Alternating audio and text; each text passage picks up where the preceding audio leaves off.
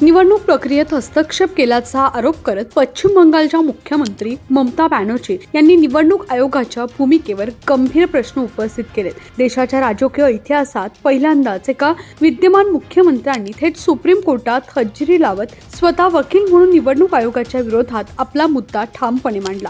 Supreme कोर्टातील सुनावणी दरम्यान बंगाल सरकारच्या वतीनं ममता बॅनर्जी यांनी मतदार यादीतून वैध मतदारांची नावं वगळण्याच्या प्रक्रियेवर तीव्र आक्षेप घेतला। भाजपला बिहार, हरियाणा आणि महाराष्ट्रात यश मिळाल्यानंतरही पश्चिम बंगालमध्ये अपेक्षित यश मिळालं नाही। त्यामुळे आता निवडणूक प्रक्रियेत अप्रत्यक्ष हस्तक्षेप केला जात असल्याचा आरोप त्यांनी केलाय। ममता बॅनर्जी यांनी सांगितलं की जिल्हा निवडणूक अधिकारी DEO, निवडणूक नोंदणी अधिकारी ERO आणि बूथ लेवल अधिकारी BLO यांच्याकडून मंजुरी मिळाल्यानंतरही तथाकथित मायक्रो ऑब्झर्व्हर नेमून लाखो मतदारांची नावे मतदार यादीतून वगळण्याचा प्रयत्न केला जातोय। याशिवाय इतर राज्यांमध्ये स्वीकारली जाणारी ओळख आणि निवासी कागदपत्रे पश्चिम बंगालमध्ये मात्र नाकारली जात असल्याचा मुद्दाही त्यांनी न्यायालयात मांडलाय। तसेच SIR प्रक्रियेच्या माध्यमातून जिवंत नागरिकांना मृत घोषित करण्यात आलं, लोकांना निर्वासनाच्या धमक्या देऊन घाबरवण्यात आल्याचे आणि सुनावणीच्या नावाखाली आजारी, ज्येष्ठ नागरिक आणि दिव्यांगांना त्रास देण्यात आल्याचे आरोप त्यांनी केलेत।